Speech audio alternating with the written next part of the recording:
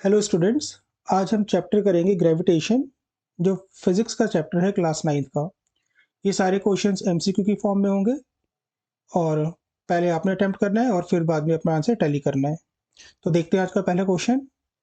To planets A and B, तो ये figure में गिवन है, दो प्लैनेट्स है A and B of same mass and same radius are shown in the figure. Row one and row two, ये row लिखा हुआ है, रो रिप्रेजेंट करता है डेंसिटी को,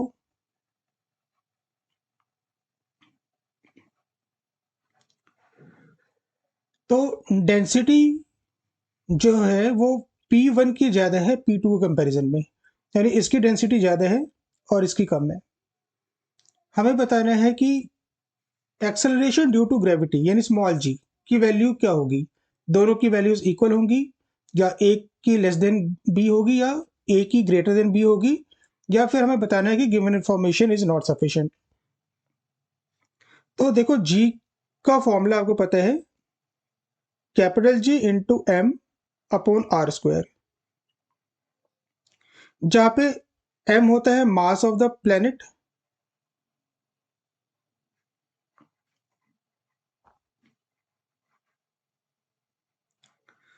और आर होता है रेडियस।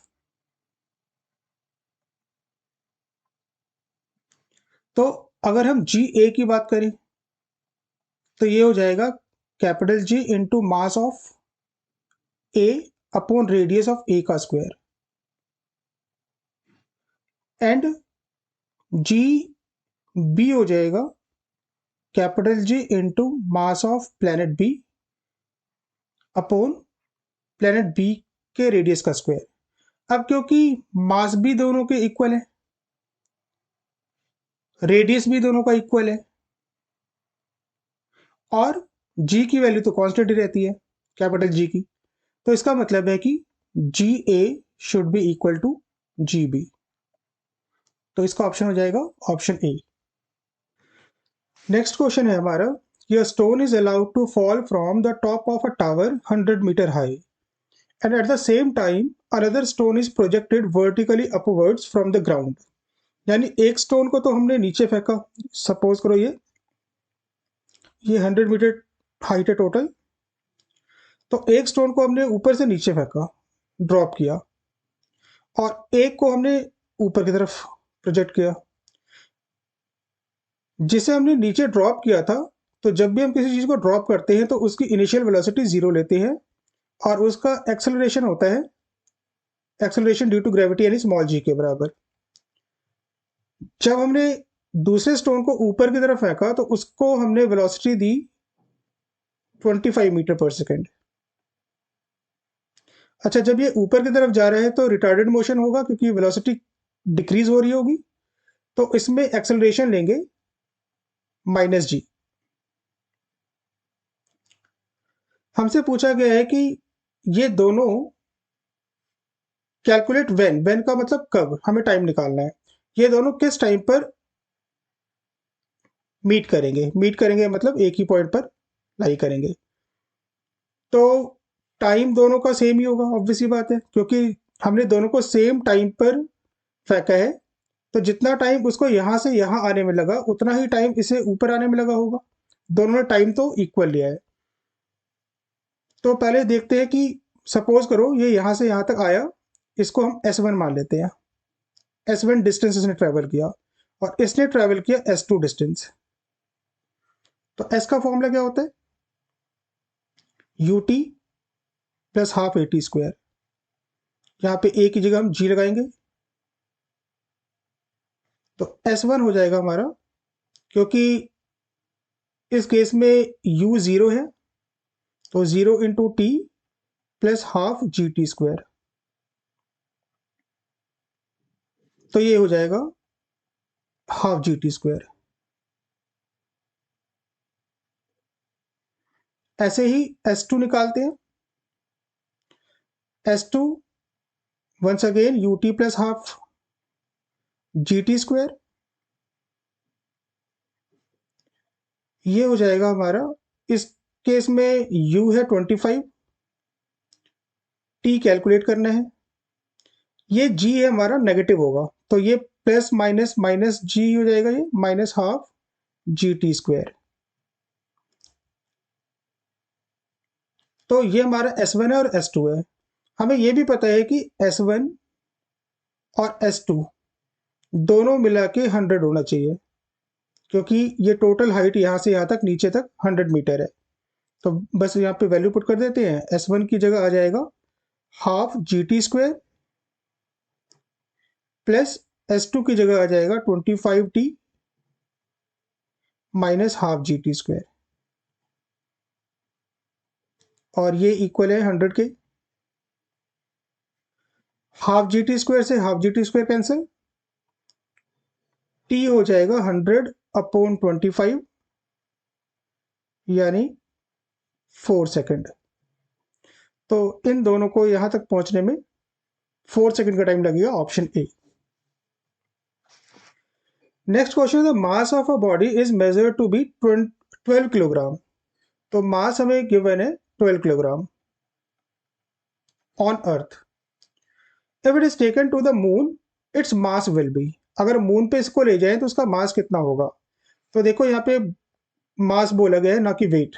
और हमें पता है कि मास कांस्टेंट रहता है कहीं पे भी हो जाए, तो चाहे वो अर्थ पे हो या मून पे हो, मास में कोई फर्क नहीं पड़ेगा।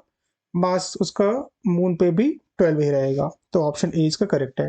हाँ, अगर यहाँ पे मास की जगह वेट बोला होता तो वेट हमारा हो जाता, वेट ऑन मून हो जाता 1/6 time weight on earth. Next question है हमारा, if a planet existed whose mass was twice that of the earth and whose radius is 3 times greater, how much will a 1 kilogram mass weight on the planet? तो पहले तो हमें ये देखना पड़ेगा कि अर्थ पर जी की वैल्यू कितनी होती है। जी का फॉर्मूला होता है capital G into M upon R square.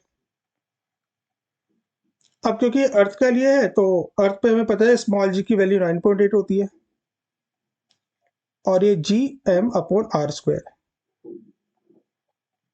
इसको 1 ले लेते हैं।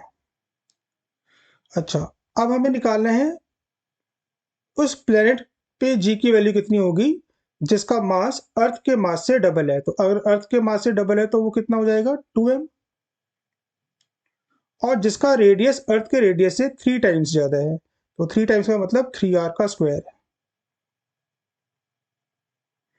तो ये वैल्यू मिलेगी, इसे 2 इधर रख लेते हैं, ये जी एम अपॉन 3 का स्क्वायर 9, तो 9 इसके नीचे लिख रहा हूं मैं, और यहाँ पे आर स्क्वायर।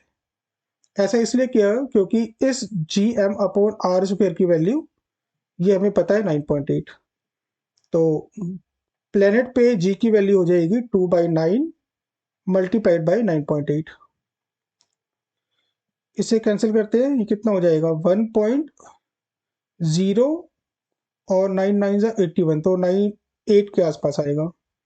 तो G P equal to 1.08 into 2.16 and something आएगा। अब हमें फाइंड करना है how much will 1 kilogram mass weight. तो वेट का फॉर्मूला क्या होता है mg। मास हमें 1 किलोग्राम गिवन है, और जी की वैल्यू हमने कैलकुलेट की 2.16 अप्रॉक्स। तो आंसर आएगा 2.16 न्यूटन के आसपास, और 2.16 तो इसका अप्रॉक्स ये 2.17। तो ऑप्शन बी हमारा सही आंसर है। नेक्स्ट क्वेश्चन है, particle is drop from a tower 180 metre high, how long does it take. ठीक है, तो हमने एक पार्टिकल को 180 मीटर हाइट से फेंका नीचे, तो हाइट का मतलब यहाँ डिस्टेंस हो गया एस 180 मीटर। हाउ लॉन्ग यानी हमें टाइम कैलकुलेट करना है। Does it take to reach the ground, small G की वैल्यू हमें 10 गिवन है, और आपको अभी बताया था कि जब हम किसी चीज को ड्रॉप करते हैं तो इनिशियल वेलोसिटी 0 लेते हैं। तो बस इन सबको हम सेकेंड इक्वेशन ऑफ मोशन में S equal to U T plus half G T square में पुट कर देते हैं। तो एस हमें गिवन है 180, यू 0 इंटू टी कैलकुलेट करना है, हाफ जी हमें लेना है 10 और टी स्क्वायर फाइंड करना है। तो ये 2 से 10 कैंसिल होगा 5 टाइम्स में, ये तो पूरा 0 हो जाएगा और ये होगा आपका 180 इक्वल टू 5 टी स्क्वायर। तो 180 upon 5 equal to T square, ये हो जाएगा 5 3 सा 15 एंड 5 6 सा 30। तो टी स्क्वायर की वैल्यू आ जाएगी 36।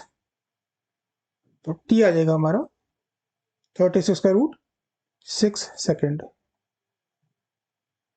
तो ऑप्शन है हमारा बी 6 सेकेंड। नेक्स्ट क्वेश्चन है हमारा, if the mass of the body on the surface of the earth is 50 kg, its mass at the centre of the अर्थ। यहाँ पे फिर से मास गिवन है। अब मास जो है वो सरफेस पे तो 50 kg है, तो अर्थ के सेंटर पे मास कितना होगा? तो अभी हमने पढ़ा था कि मास कांस्टेंट होता है, चाहे आप उसे अर्थ के सेंटर पे लेके जाओ या आप उसे आउटर स्पेस में ले जाओ, मास पे कोई फर्क नहीं पड़ेगा, वो वहां भी इक्वल टू 50 kg होगा। इसका ऑप्शन है डी। हाँ, अगर यहाँ पे वेट की बात की होती तो weight at the centre of अर्थ,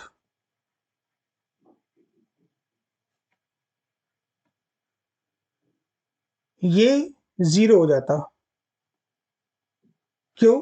क्योंकि सेंटर ऑफ अर्थ पे जी की वैल्यू 0 होती है और वेट का फॉर्मूला होता है mg। अब क्योंकि अगर सेंटर पे जी ही 0 हो गया तो वेट भी 0 हो जाएगा। ठीक है, अब हम करते हैं नेक्स्ट क्वेश्चन। तो नेक्स्ट क्वेश्चन है हमारा, the mass of a body is increase 4 fold. हमने किसी बॉडी के मास को 4 टाइम्स इंक्रीज किया and mass of other bodies increase 16 fold. Second body को 16 टाइम्स मल्टीप्लाई किया उसके मास से। How should the distance between them be changed. तो हमें बताना है कि इनके बीच का डिस्टेंस कितना चेंज करें ताकि सेम ग्रेविटेशनल फोर्स रहे, दोनों के बीच में जो फोर्स है वो चेंज ना हो। तो देखो, फोर्स का फॉर्मूला होता है ग्रेविटेशन फोर्स का, capital G m1 into m2 upon D square. ये एफ है हमारा, यानी कि ये अगर दो ऑब्जेक्ट है जिनका मास m1 और m2 है और उनके बीच का डिस्टेंस d है, तो फोर्स होगा g m1 m2 upon D square, जहां पे g यूनिवर्सल ग्रेविटेशनल कांस्टेंट है। अब हमें न्यू फोर्स देखना है कि न्यू फोर्स कितना होगा। न्यू फोर्स को मैं एफ डैश से रिप्रेजेंट करता हूँ। जी कांस्टेंट रहेगा, m1 क्योंकि हमने फर्स्ट ऑब्जेक्ट के मास को 4 टाइम्स बढ़ाया था तो वो हो जाएगा 4m1, और सेकेंड ऑब्जेक्ट के मास को 16 टाइम्स बढ़ाया था वो हो जाएगा 16m2। अब हमें ये देखना है कि जो नया डिस्टेंस होगा वो कितना होगा। तो नए डिस्टेंस के लिए मैं डी डैश का यूज करता हूँ, डी डैश का स्क्वायर। ये थोड़ा सा सिंप्लीफाई करते हैं इसको, 416 तो ये हो जाएगा 64 और g into m1 into m2 upon D dash का स्क्वायर। अब क्योंकि हमें यह देखना है कि फोर्स सेम होना चाहिए, यानी कि F should be equal to F dash, क्योंकि हमें ये चाहिए ना कि उसने बोला सेम ग्रेविटेशन फोर्स होना चाहिए। तो हम इनकी वैल्यू पुट कर देते हैं। F की वैल्यू हमने कैलकुलेट की थी g m1 into m2 upon D square, और F डैश की वैल्यू है 64 इंटू जी m1 into m2 upon D dash का स्क्वायर।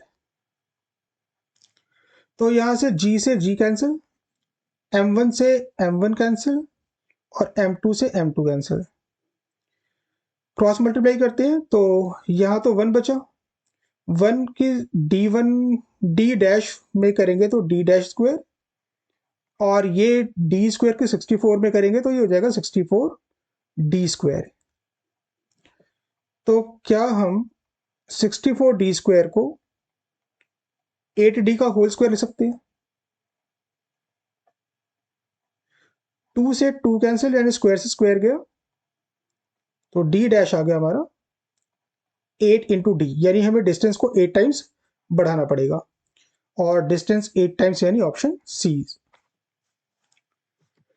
नेक्स्ट क्वेश्चन है, piece of wood floats in water with 1/5 of its volume emerged. तो ठीक है, ये पानी है और पानी के अंदर एक वुड है जो ऐसे फ्लोट हो रहा है। इस वुड का 1/5 पार्ट पानी के नीचे है, ये 1/5 पार्ट पानी से नीचे है, तो इसका मतलब 4/5 पानी से ऊपर होगा। अब वो कहते हैं if it is placed in a liquid which with higher density, अगर हम इसको किसी दूसरे लिक्विड में रख दें जिसकी डेंसिटी ज़्यादा है, तो जो इमर्ज पार्ट है, यानी ये वाला जो पार्ट है इमर्ज पार्ट, उसका क्या होगा? वो इंक्रीज होगा, डिक्रीज होगा, सेम रहेगा, या सेम कंप्लीटली? तो देखो, हमें पता है कि अगर डेंसिटी इंक्रीज होती है, डेंसिटी अगर इंक्रीज होती है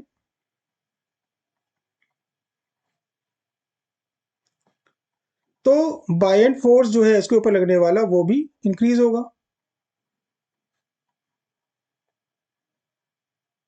वो भी इंक्रीज होगा। तो अगर बायएंट फोर्स जब इंक्रीज होगा यानी अपवर्ड फोर्स, तो ये इसे ऊपर की तरफ पुश करेगा। जब ये ऊपर की तरफ पुश करेगा तो ये वाला पार्ट डिक्रीज हो जाएगा, तो डिक्रीज यानी ऑप्शन बी। नेक्स्ट क्वेश्चन है हमारा, what happens to the acceleration due to gravity with the increase in altitude from the surface of the earth. तो हमें बताना है कि अगर हम अर्थ के सरफेस से जो ऑल्टीट्यूड है वो इंक्रीज करें, तो एक्सेलरेशन ड्यू टू ग्रेविटी यानी स्मॉल जी की वैल्यू पे क्या फर्क पड़ेगा। तो क्योंकि स्मॉल जी का फॉर्मूला होता है capital G M upon R square, और आर का मतलब वैसे तो अगर ऑब्जेक्ट जो है वो अर्थ के सरफेस पे है या सरफेस के थोड़ा बहुत आसपास है, तो हम अर्थ का रेडियस ही ले लेते हैं, है ना। डिस्टेंस होता है ना दो ऑब्जेक्ट के बीच का, और डिस्टेंस हमेशा सेंटर से सेंटर कैलकुलेट करते हैं। लेकिन अगर मैं इसको ऊपर की तरफ ले जाऊं, इसके ऑल्टीट्यूड को, ऑब्जेक्ट को यहाँ पे ले जाऊं, तो अब ये जो हाइट है उसकी इंक्रीज हो गई, इसका मतलब दोनों के बीच का डिस्टेंस इंक्रीज हो गया। और हमें पता है कि जो फोर्स है ये जी की वैल्यू वो इनवर्सली प्रोपोर्शनल है डिस्टेंस के स्क्वायर के।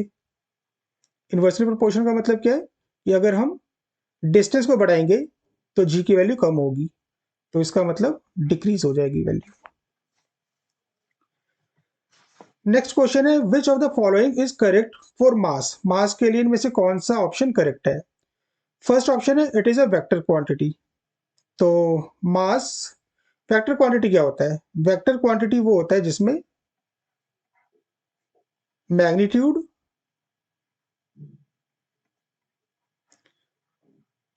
और डायरेक्शन दोनों हो, और मास में डायरेक्शन नहीं होता, तो इसका मतलब ये वेक्टर तो नहीं, स्केलर क्वांटिटी है। ऑप्शन 1 तो गलत है। सेकेंड ऑप्शन है कि it is not a fundamental property of material body, ये भी गलत है, क्योंकि मास फंडामेंटल प्रॉपर्टी होती है मटेरियल बॉडी का, क्योंकि आप लोगों ने डेफिनेशन भी पढ़ा है कि जो मैटर वही होता है जिसमें क्या क्या चीजें हो, मैटर या मटेरियल क्या क्या हो, जिसमें मास होता है और जो स्पेस ऑक्यूपाई करे, यानी जिसमें वॉल्यूम होना चाहिए। तो मास एंड वॉल्यूम ये तो किसी भी मटेरियल की फंडामेंटल प्रॉपर्टी होती है, तो ऑप्शन बी गलत है। थर्ड है, it is the force with which the earth attracts a body. तो ये डेफिनेशन है weight. Weight is the force with which the earth attracts the body, तो इसका मतलब ऑप्शन सी भी गलत है। ऑप्शन डी कहता है it is the quantity of matter content in a body, और ये करेक्ट आंसर है हमारा। ये मास की डेफिनेशन है, it is the quantity of a matter content in a body. ठीक है। नेक्स्ट क्वेश्चन है हमारा, two identical copper spheres of radius R in contact with each other. तो दो कॉपर के आइडेंटिकल स्फीयर्स हैं जो एक दूसरे के साथ ऐसे कांटेक्ट में है।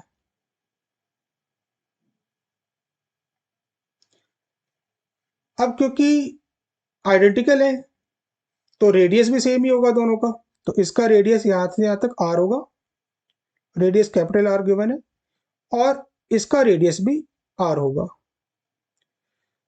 तो अगर यहां से यहां तक का टोटल डिस्टेंस देखें तो इन दोनों ही स्फीयर के बीच का टोटल डिस्टेंस हो जाएगा 2r, क्योंकि डिस्टेंस कहां से कहां तक लेते हैं, सेंटर से सेंटर तक का लेते हैं।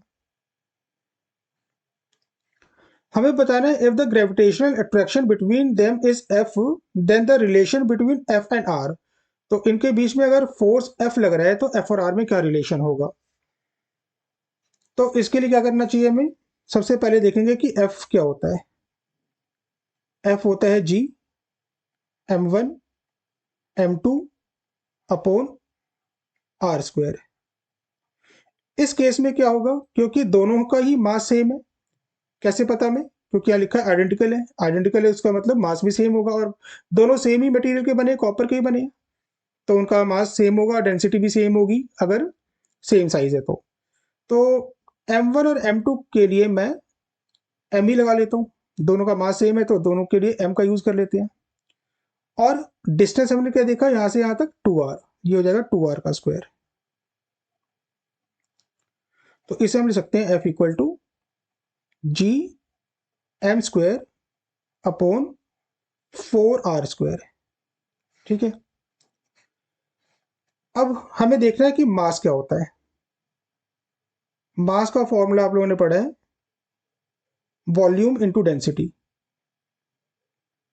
Volume into density.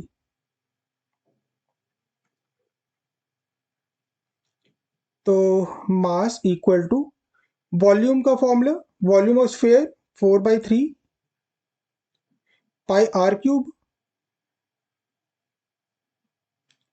और डेंसिटी के लिए हम सिंबल यूज करते हैं रो। अब यहां से अगर हम देखें तो F इक्वल टू जी, ये हम जो फॉर्मूला बनाया था ये वाला, इसमें m की वैल्यू ये पुट कर देंगे जो यहां से हमने कैलकुलेट की है। तो m की वैल्यू है 4/3 pi R cube into rho का होल स्क्वायर, क्योंकि यहाँ पे m पे स्क्वायर है, अपॉन 4r स्क्वायर। तो अगर हम इसको थोड़ा सा रीअरेंज करें तो ये 4/3 तो बाहर आ जाएगा, ये हो जाएगा आपका, यह बाहर लाने की जरूरत नहीं है, हमें तो सिर्फ f और r का रिलेशन देखना है, तो इसे ऐसे छोड़ देते हैं। 4/3 पाई रो, इसका स्क्वायर ऐसे रहने देते हैं, इस आर क्यूब को बाहर लाते हैं तो आर क्यूब का स्क्वायर r6 हो जाएगा, अपॉन 4r स्क्वायर। इस आर स्क्वायर से अगर हम इसे कैलकुलेट करें, कैंसिल करें तो 4 बचेगा। तो ये हो जाएगा आपका f जी 4/3 पाई रो का स्क्वायर अपॉन 4 इंटू आर की पावर 4। अब कैपिटल जी की वैल्यू हमें पता है ये कांस्टेंट है, 4/3 कांस्टेंट है, पाई कांस्टेंट होता है, और गिवन मटेरियल के लिए डेंसिटी भी कांस्टेंट होगी, नीचे 4 भी कांस्टेंट, यानी कि ये पूरे का पूरा जो पार्ट है ये कांस्टेंट है। तो मैं इसको ऐसे लिख सकता हूँ, कांस्टेंट को हटा के प्रोपोर्शन, और यहाँ से बचा वेरिएबल r4। तो इसका मतलब force is directly proportional to 4 times, sorry r raise to power 4, r raise to power 4, यानी option A, option A is correct. Next question है हमारा, the value of acceleration due to gravity is maximum at. तो value of acceleration due to gravity small G की value maximum कहाँ होगी, equator पर, poles पर, height above the earth, या centre of the earth. तो देखो सेंटर ऑफ द अर्थ पे तो 0 हो जाएगी। अभी हमने क्वेश्चन किया था कि जैसे जैसे हम अर्थ से हाइट बढ़ाते रहेंगे वैल्यू डिक्रीज होती रहेगी। अब इन दोनों पे देखते हैं, तो हमें ये पता है g is inversely proportional to r, या r स्क्वायर ले लेते हैं यहाँ पे। और अर्थ की शेप कैसी है, कुछ इस तरह से जियोइड शेप है। जियोइड का मतलब क्या है कि पोल से थोड़ी सी चपटी है ये। तो अगर ये सेंटर लें तो पोल का जो रेडियस होगा वो कम होगा एज कंपेयर टू इक्वेटर के रेडियस से, यानी radius at pole is less than radius at equator. अब क्योंकि g की वैल्यू r के इन्वर्सली प्रोपोर्शनल है, इन्वर्सली का मतलब है कि अगर r की वैल्यू कम होगी तो g की वैल्यू बढ़ेगी, तो यहाँ पे g की वैल्यू पोल पर इंक्रीज हो जाएगी एज कंपेयर टू g की वैल्यू एट इक्वेटर। तो आंसर होना चाहिए कि पोल पर मैक्सिमम होगी। Option B is correct. Next question है हमारा, a body weighs 49 newton on the surface of the earth, what will be its weight at a height equal to the radius of the earth. तो एक object है जो earth surface पर है यहाँ पर, तो यहाँ इसका वेट है 49 न्यूटन। तो इसका वेट गिवन है 49 न्यूटन। वो कहते हैं अगर हम इस ऑब्जेक्ट को उठा के और ऊपर राइज करते हैं यहाँ तक, सपोज करो, और कितना ऊपर लेके जाना है, equal to the radius of the earth, यानी जितना अर्थ का रेडियस है, सपोज करो अर्थ का रेडियस यहाँ पे आर ले लेते हैं, तो आर ही ऊपर लेके जाना है। तो अब इसका जो टोटल डिस्टेंस हो जाएगा अर्थ से वो हो जाएगा 2r, क्योंकि डिस्टेंस हमेशा सेंटर से सेंटर मेजर करते हैं। तो अगर ये ऑब्जेक्ट अर्थ के सरफेस पे रखा था तो इसका डिस्टेंस अर्थ से आर था, अब हमने आर ही ऊपर कर दिया तो ये 2r हो गया टोटल डिस्टेंस। अच्छा, वेट का फॉर्मूला क्या होता है? वेट एक्चुअली फोर्स ही होता है। क्या पढ़ा था अभी हमने कि weight is the force by which the earth attracts any object towards it. तो वेट अगर 49 है तो फोर्स भी 49 ही होगा। और फोर्स का फॉर्मूला होता है जी कैपिटल एम यानी mass of earth, small M mass of object upon R square. ये हमें गिवन है 49 है ये। अब हमें क्या निकालना है? हमें न्यू फोर्स निकालना है, यानी न्यू वेट निकालना है। तो न्यू फोर्स के लिए मैं एफ डैश ले लेता हूँ। जी, अर्थ के मास में तो कोई चेंज नहीं आया है इस केस में, ना ही ऑब्जेक्ट के मास में कोई चेंज आया है, लेकिन क्या फर्क पड़ा है डिस्टेंस का, और डिस्टेंस पहले आर था, अब कितना हो गया 2r, तो ये 2r का स्क्वायर हो गया। तो एफ डैश हो जाएगा हमारा capital G into M small upon 4r square. तो अगर इसकी वैल्यू पुट करें तो एफ डैश इक्वल टू, इसे हम ऐसे लिख सकते हैं 1/4 into G M M upon R square. और ये जो पार्ट है इसकी वैल्यू ये दी हुई यहाँ पे 49, तो एफ डैश हो जाएगा हमारा 1/4 इंटू 49। ये कैंसिल करके आएगा 4 1 4, 4 2 8, 4 2 8 एंड 4 5 20, तो 12.25 न्यूटन। और फोर्स अगर इतना है तो वेट भी हमारा 12.25 न्यूटन होगा, यानी option D is correct. Next question है, two objects fall freely from the same height. दो ऑब्जेक्ट्स फ्री फॉल में है, तो इन टर्म्स का थोड़ा ध्यान रखना है आप लोगों ने। One is heavy and the other is light, एक हैवियर है और एक लाइटर है। नेग्लेक्टिंग एयर रेजिस्टेंस, हमने एयर रेजिस्टेंस को भी नेग्लेक्ट कर दिया। विच रीचेज द ग्राउंड फर्स्ट, तो हमें ये पता है कि फ्री फॉल में जब कोई ऑब्जेक्ट होता है तो उसमें जो जी की वैल्यू होती है, स्मॉल जी की वैल्यू, वो उसके मास पे डिपेंड नहीं करती। तो चाहे वो हैवियर ऑब्जेक्ट हो या लाइटर ऑब्जेक्ट हो, दोनों सेम टाइम पर नीचे आएंगे, यानी option C is correct. Next question है हमारा, two bodies of masses m1 sorry m and 2m are separated by a distance r। यानी दो ऑब्जेक्ट है, एक सपोज करो ये ऑब्जेक्ट है जिसका मास m है, और एक दूसरा ऑब्जेक्ट है जिसका मास 2m है, और इनके बीच का जो डिस्टेंस है वो r है। आगे ये कहता है, if the mass of the first body is doubled, जो फर्स्ट बॉडी का मास हम डबल कर दे and the distance between them is half, तो नया ग्रेविटेशन फोर्स कितना होगा इनके बीच का। तो पहले ये देखते हैं कि पहले कितना था। तो पहले फोर्स था F, फॉर्मूला क्या होता है G m1 m2। तो m1 हमारे पास m है और m2 हमारे पास 2m है। ये m1 इसका मास m और इसका मास 2m, और इनके बीच का जो डिस्टेंस है वो है r²। तो ये तो हमारा इनिशियल था। अब देखते हैं कि जब हमने चेंजेस किए तो नया फोर्स कितना होगा, एफ डैश। चेंज किया क्या हमने, हमने इस मास को डबल कर दिया और इस रेडियस को, यानी रेडियस नहीं है यहाँ पे, डिस्टेंस है, इसको हमने हाफ कर दिया। तो हाफ का मतलब r/2 कर दिया। तो अब यहाँ पे नई वैल्यू होगी g, इस m की जगह 2m हो जाएगा। इसके मास में हमने कोई चेंज नहीं किया, ये 2m ही रहेगा, और ये हो जाएगा r/2 का स्क्वायर। तो इसे हम ऐसे ले सकते हैं, इसमें से एक 2 को मैं बाहर निकाल लेता हूँ, क्योंकि यहाँ पे 2 ऑलरेडी था तो कंपेयर करना इजी होगा। तो एक ही 2 को मैंने बाहर निकाला, और यहाँ पे g m into 2m upon r/2 का स्क्वायर, यानी r²/4 हो जाएगा।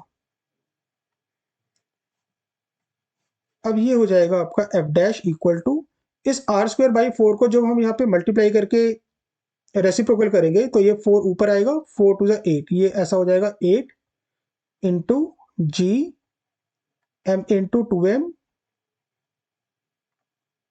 2m upon r²। और ये जो वैल्यू है ये किसके बराबर है, ये यहां से देखो f के बराबर है। तो हम क्या लिख सकते हैं कि जो f डैश होगा वो 8 टाइम्स ऑफ f होगा।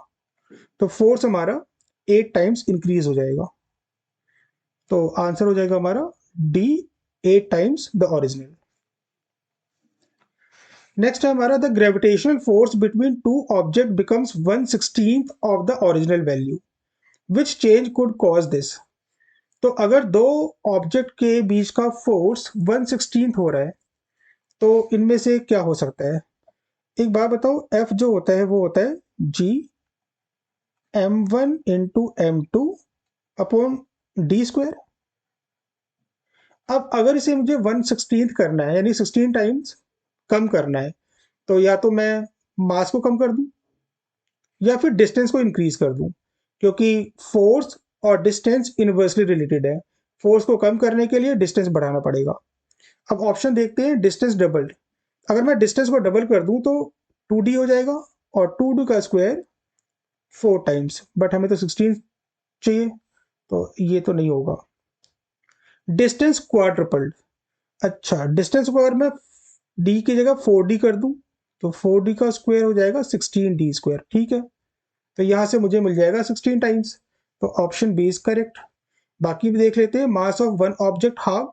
अगर एक ऑब्जेक्ट के मास को हाफ करूंगा तो उससे फोर्स हाफ टाइम ही कम होगा, 16 टाइम कम नहीं होगा, तो ये गलत है।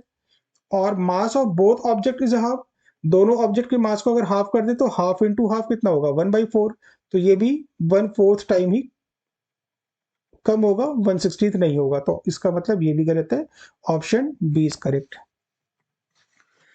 अगला असर्शन इज क्वेश्चन है। असर्शन कहता है कि the weight of a body decreases as it is taken above the surface of the earth.